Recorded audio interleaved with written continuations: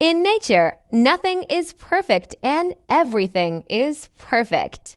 Trees can be contorted, bent in weird ways, and they're still beautiful.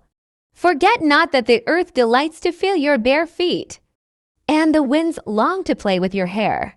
Look deep into nature, and then you will understand everything better. Stress is necessary to deal with difficult challenges in life. But if you stay in an elevated state of stress, it will negatively affect your physical and mental health. Stress elevates the release of cortisol hormones in your body, which can affect the function of the brain. It can cause you to worry. But I won't fight these butters. I'm all about and it's all about